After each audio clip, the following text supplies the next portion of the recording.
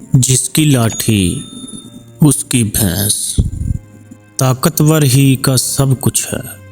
جب کوئی طاقتور اپنے بلبوتے پر زبردستی کسی کمزور کا مال اپنے قبضے میں کر لے تو یہ مثل کہی جاتی ہے۔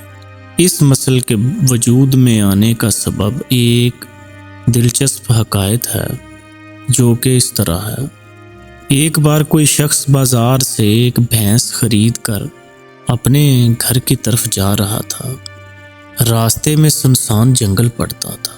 جس وقت وہ سنسان راستے سے گزر رہا تھا کہ راستے میں ایک چور ملا۔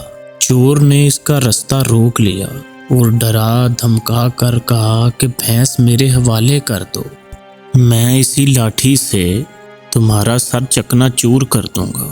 اسی طرح تم کو بھینس کے ساتھ ساتھ اپنی جان سے بھی ہاتھ دھونا پڑے گا۔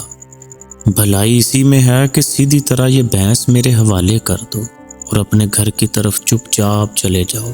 بھینس والے نے سوچا معاملہ تو گڑبڑ ہے، اس کے ہاتھ میں لاٹھی ہے، کہیں جان پر نہ بن آئے، بھینس دینے میں ہی بھلائی ہے۔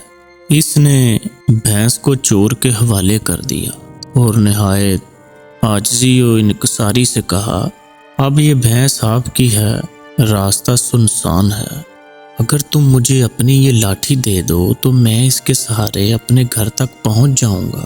چور نے سوچا قیمتی بھینس تو مجھے مل گئی ہے، اب یہ لاٹھی دینے میں کیا مذائقہ ہے۔ اس نے بھینس والے کو اپنی لاٹھی دے دی۔